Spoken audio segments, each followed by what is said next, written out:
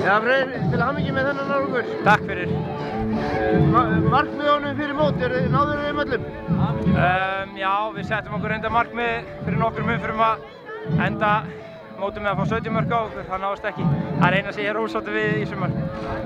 Síðasta leikurinn, þetta fór svona hægt á stað en strákarnir þurftu bara fyrsta markið. Já, mér svona grunaði það að þetta myndi taka smá tíma og myndi bara sigla þessu heim og hægt og rólega, þolinmæði og 4-0, þetta er bara allt í góðu. Búið að vera frábært sumar hjá félaginu og svona nokkrum leikjum síðan að Pepsi-sætið var klárt. Bara þín viðbrögð þessu, þetta er bara frábær klúbbur og góðir strákar. Já, það er algjörlega hárrétt, stórkostlegir drengir og stjórn og allir hérna sem standa bak við liðið eiga mikið hrós skilið og stuðningsmenn. Það búið að vera æðislegt sumar bara og æðislega 2 ár sem ég er búinn að vera hérna sem þjálfari og ég náttúrulega elska klúbbinn, þannig að ég get ekki talað um neitt annað heldur en vel.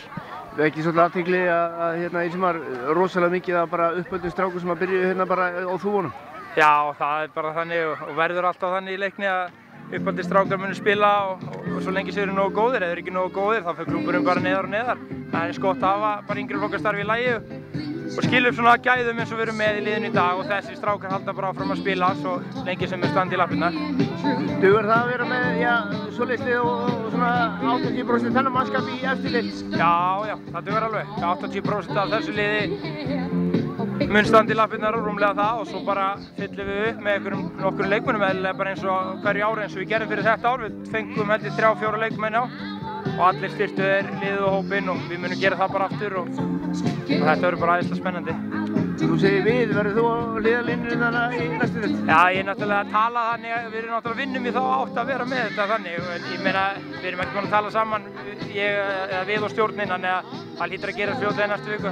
Landsliðsþjálfari kann að stýra liðið eftir þeim, passar það vel saman?